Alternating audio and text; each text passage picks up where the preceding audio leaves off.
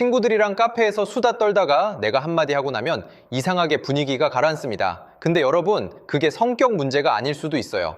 요즘 대화하고 나면 상대가 말수가 줄고 다음날 연락이 뜸해지는 경험 있으시죠? 근데 이게 진짜 무서운 건 여러분이 한 그 말이 본인은 아무 뜻 없이 던졌는데 상대 뇌에서는 경멸로 저장된다는 거예요. 오늘은 관계가 이상하게 피곤한 사람들이 무의식에 반복하는 말투 5가지 신호를 풀어드리고 그중 한 단어만 바꾸면 오늘 저녁부터 분위기가 달라지는 실전 한마디까지 챙겨가시게 해드릴게요. 자, 첫 번째 신호부터 갈게요. 여러분이 던진 한마디가 상대 뇌에서 경멸로 저장되는 그 순간은요, 사실 단어 하나 때문에 결정됩니다. 그게 뭐냐? 항상, 맨날, 원래 이 3단어예요. 심리학에서는 이걸 행동지적과 사람 공격의 경계라고 불러요. 오늘 이 장면에서 네가 한 이 행동을 말하면 그건 피드백이에요. 근데 거기에 맨날 한 단어만 붙으면요, 그 순간 상대 뇌는 얘는 나를 고쳤을 인간으로 보는구나 하고 꼬리표를 달아버립니다. 똑같은 상황인데도요. 예를 들어볼게요. 친구들이랑 저녁 먹고 집에 와서 여러분이 배우자한테 이렇게 말해요. 당신은 왜 맨날 분위기 파악을 못해? 본인은 오늘 그 순간이 답답해서 뱉은 건데 상대 귀에는 나는 원래 그런 인간이라는 소리구나로 꽂히는 거예요. 단톡방도 똑같아요. 친구가 답장 좀 늦으면 또 늦네. 넌 원래 그래. 장난처럼 던진 이 한 줄이 상대 폰에선 박제돼서 밤새 읽힙니다. 왜 이렇게까지 상처가 될까요? 사람은요, 행동은 고칠 수 있다고 믿지만 성격은 공격당했다고 느끼면 방어부터 올라가거든요. 그 순간 대화는 끝납니다. 상대는 입을 닫고 여러분은 왜 또 발끈해 싶고 관계는 조용히 한 칸 멀어지는 거예요. 그래서 바꿀 건 딱 한 가지. 일반화 부사를 빼고 오늘 이 장면만 지칭하세요. 당신은 왜 맨날 분위기 파악을 못해? 대신 오늘 그 말 나왔을 때 좀 당황했어. 이게 끝이에요. 주어를 너에서 나로, 시점을 맨날에서 오늘로 2글자만 바꿨는데 상대는 방어할 이유가 사라져요. 근데 여러분, 이 말투는 사실 5개 중 가장 약한 축에 듭니다. 진짜 치명적인 건 따로 있거든요. 2번은 더 은근하게 파고들어요. 본인은 농담이라고 하는데 상대는 이미 금이 가고 있는 말투. 그게 뭔지 바로 갈게요. 자, 1번이 사람 찌르는 말투였다면 2번은 훨씬 더 은근하게 파고듭니다. 본인은 농담이라고 하는데 상대는 이미 속에서 금이 쫙 가고 있는 말투예요. 2번째 신호, 빈정거리는 리액션 말투입니다. 이 말투의 핵심은요, 내용이 아니라 톤이에요. 말로는 칭찬 같은 단어를 쓰는데 어미를 길게 느리고 입꼬리 한쪽만 올라가는 거예요. 대단하시네요. 아이고, 잘차했다 얘다 이런 거. 여러분, 이거 낯설지 않으시죠? 한국어는 유독 이 톤 하나로 칭찬을 비웃음으로 뒤집을 수 있거든요. 과장된 존댓말, 길게 끄는 어미, 살짝 올라간 눈꼬리. 이 3개가 섞이는 순간 같은 문장도 너보다 내가 위라는 신호로 전달됩니다. 왜 이게 위험하냐면요. 심리학자 존 가트맨이 3,000쌍의 부부를 유리병 너머 실험실에서 관찰했는데 관계를 망치는 4가지 말투 중에서 가장 치명적인 단 하나가 바로 이 빈정거림이었어요. 연구팀이 이걸 뭐라고 불렀냐면 관계의 암이라고 불렀습니다. 관계에 생긴 암, 무섭죠? 비포 장면 하나 보실게요. 오랜만에 만난 친구들 모임. 한 친구가 몇 달 동안 준비한 이직 얘기를 꺼냅니다. 옆에서 다른 친구가 웃으면서 말해요. 대단하시네요. 그렇게까지 열심히 하실 줄은 몰랐는데. 말만 보면 칭찬이에요. 근데 이 말 들은 친구는 그날부터 그 모임에서 자기 얘기를 줄이기 시작합니다. 왜? 친구 뇌는 문장 내용이 아니라 톤을 먼저 기록했거든요. 저 앞에서는 더 이상 내 얘기 꺼내지 말자가 무의식에 박혀버린 겁니다. 집에서는 어때요? 배우자가 컵을 떨어뜨렸어요. 한마디 툭 던집니다. 아이고, 잘했다. 말하는 사람은 장난이에요. 근데 듣는 사람 입장에서는 컵 깬 사실보다 그 톤이 더 오래 남습니다. 밤에 누워서 계속 재생되는 거 깨진 컵이 아니라 그 말투예요. 여러분, 여기서 기억하실 건 딱 하나입니다. 농담이 분위기를 푸는 도구가 아니라 상대를 깎는 도구로 바뀌는 순간 관계는 거기서부터 무너져요. 본인은 장난이었는데 싶지만 상대 뇌는 이미 존엄이 훼손됐다고 저장을 끝낸 상태거든요. 그럼 애프터, 오늘 저녁부터 바꿔 쓸 한마디 드릴게요. 톤을 완전히 평평하게, 그리고 구체 지점 하나만 짚는 겁니다. 친구 얘기 뒤에는 그 부분은 어떻게 풀었어? 배우자에게는 괜찮아. 이거 치우면 돼. 끝이에요. 비아냥 어미 빼고 구체 한 지점만, 이 두 가지만 지켜도 상대 표정이 바로 바뀝니다. 자, 그런데 이 빈정거림을 들은 상대가 그 다음에 어떻게 반응할까요? 참고 있다가 어느 날 폭발합니다. 그러면 빈정거린 쪽이 이번엔 세 번째 말투를 꺼내요. 내가 언제 그랬어? 네, 바로 이게 세 번째 신호입니다. 그리고 이 세 번째 끝나고 나서 관계가 얼마나 위험한지 보여주는 숫자 하나를 딱 꺼내드릴게요. 이 숫자 한번 보시면 오늘 밤 대화가 달라질 거예요. 자, 세 번째 신호 갑니다. 이건 앞에 두 개를 들은 상대 쪽이 아니라 그걸 듣고 있는 당신 쪽에서 튀어나오는 말투예요.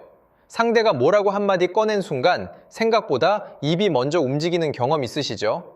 내가 언제 그랬어? 그건 네가 먼저 그랬잖아? 난 그런 뜻 아니었는데. 이 3종 세트 하나라도 오늘 입 밖에 내신 분 계실 겁니다. 이걸 심리학에선 방어 말투라고 불러요. 원리는 단순해요. 상대 말이 끝나기 전에 내 책임부터 맡고 싶은 거예요. 나 욕먹기 전에 선수 치자, 이 마음이에요. 근데 여러분, 여기서 무서운 게 뭐냐면요. 상대 뇌에는 변명이 사과 거부로 저장된다는 거예요. 아, 내 말은 들을 가치도 없다는 거구나. 이 한 줄로 요약돼서 박혀요. 비포 장면 하나 볼게요. 배우자가 조심스럽게 꺼냅니다. 아까 그 말 좀 서운했어. 근데 여러분, 입에선 바로 이게 나와요. 내가 언제 그랬어? 너도 아까 나한테 그랬잖아. 가족 저녁상도 똑같아요. 엄마가 이번엔 네가 좀 신경 못 쓴 것 같더라 하면 0.5초 만에 그건 내가 아니라 언니가 맡은 거잖아. 튀어나오죠. 본인은 해명한 거예요. 근데 상대한테는 그냥 벽이에요. 왜 상처가 되냐? 상대는 자기 감정을 말했는데 여러분은 책임 소재로 답했거든요. 축이 완전히 다른 거예요. 감정으로 노크한 사람한테 계약서 들고 나온 셈이에요.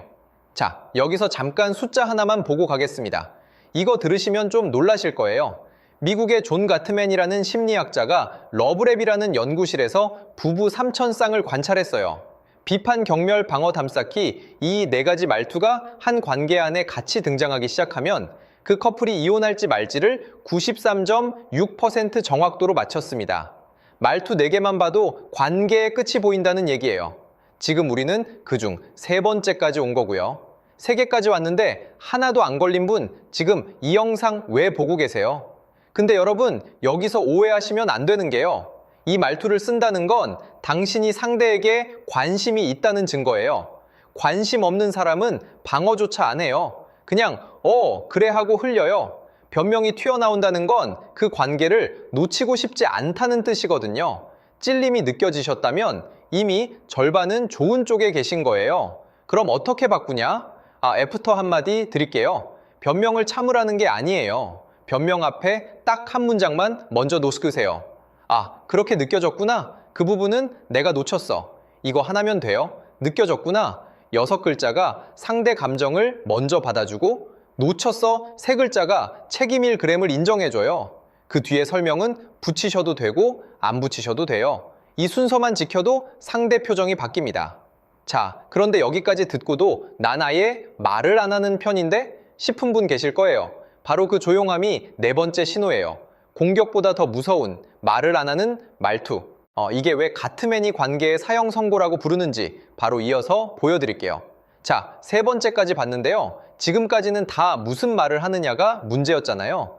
근데 네 번째 신호는 반대예요. 말을 안 해서 관계를 끝내는 말투. 이게 더 무섭습니다. 여러분, 싸우기 싫어서 그냥 조용히 있는 거 좋은 거 아니에요? 이게 왜 문제가 되냐? 제가 가트맨 연구실 얘기를 한 번 더 꺼낼게요. 상대가 얘기하는 동안 한쪽이 입을 닫고 폰만 보면 그 대화 안에서 심박수가 100 가까이 치솟는다는 게 가트맨 연구실의 기록이에요. 몸이 내 존재가 지금 지워지고 있다로 해석하는 거예요. 그러니까요, 침묵은 배려가 아니에요. 공격보다 더 큰 고립입니다. 이게 우리나라식으로 어떻게 나타나느냐? 4가지예요. 일십, 주제 돌리기, 몰라 한마디, 나중에 얘기해 반복. 이 4개 중 하나라도 오늘 썼으면 지금 손 들어보세요. 다들 걸리시죠? 장면 하나 보여드릴게요. 저녁 밥상에서 배우자가 진지한 얘기를 꺼내요. 요즘 너무 지친다. 그런 얘기. 근데 듣는 쪽은 폰 화면 계속 내리고 있어요. 눈도 안 마주치고 한참 있다가 하는 말이 근데 내일 뭐 먹지? 이거예요. 두 번째 장면. 단톡방에서 친구가 의견을 물어요. 읽음 표시는 뜨는데 3시간째 아무도 대답이 없어요. 그 3시간 동안 질문한 친구 손가락은 계속 세로 고침을 하고 있고요. 이 두 장면에서 상대가 진짜 상처받는 건 대답이 없다가 아니에요. 내가 지금 이 사람한테 존재하지 않는구나, 이 감각이에요. 말보다 빠르게 꽂히는 무시의 신호죠. 침묵이 배려가 아니라 삭제가 되는 순간 상대는 조용히 멀어집니다. 근데 여러분, 여기까지 들으면서 아, 이거 내 얘기다 싶으셨죠? 그 찔림이요? 사실 좋은 신호예요. 이 말투를 쓴다는 건 여러분이 상대에게 관심이 있다는 증거거든요. 진짜 관심이 없는 사람은 말투 같은 거 신경도 안 써요. 그러니까 자책하지 마시고 바꿀 한마디만 챙겨가세요. 물론 이런 생각 드실 거예요. 근데 상대가 먼저 감정 쏟아냈을 땐 어떡해요? 지금 대답하면 싸움 나는데 맞아요. 그럴 땐 억지로 대답 짜낼 필요번이 없어요. 단 나중에라고 흘리지 마세요. 언제를 박아주세요. 지금은 내가 정리가 안 돼서 말이 헛나올 것 같아. 오늘 밤 9시에 내가 먼저 이 얘기 꺼낼게. 이 한 문장이 읽씹과 담쌓기를 완전히 뒤집습니다. 상대 뇌에 나는 지워진 게 아니라 잠깐 대기 중이다로 저장되거든요. 자, 여기까지가 가트맨이 말한 4가지 신호예요. 비판, 경멸, 방어, 담쌓기. 근데 한국에는 이 4개에도 안 잡히는 5번째 신호가 하나 더 있어요. 가장 교묘한 거.